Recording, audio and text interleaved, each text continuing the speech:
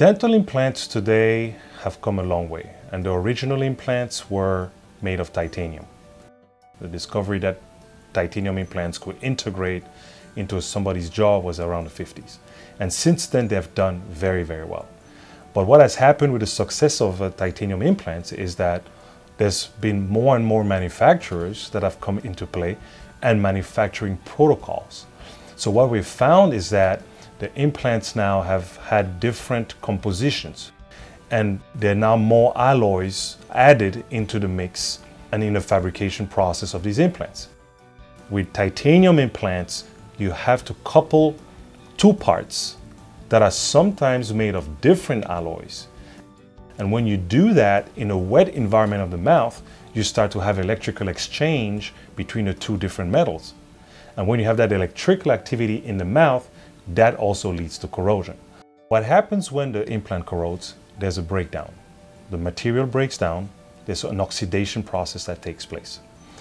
And in the process, there's a release of ions. Now, when those ions are released, some patients weather it pretty well.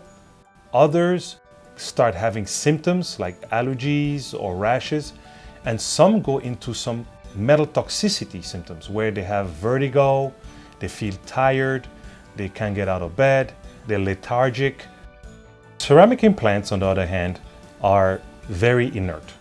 Zirconia, that's what those implants are made of, are very stable materials. I mean, zirconia is used for all kinds of things. It's a material that just doesn't break down in a wet environment of the mouth, doesn't corrode, doesn't conduct electricity, and they don't release any type of material into the patient's body. And it's a very strong material. But they're the most natural tooth replacement that anybody can receive when we look at all the materials that are available for implantation today. Ceramic implants are still very out of the ordinary for the practitioner, especially in the United States. Even in Europe. I lecture in Europe and other places around the world, and it's still not very well known.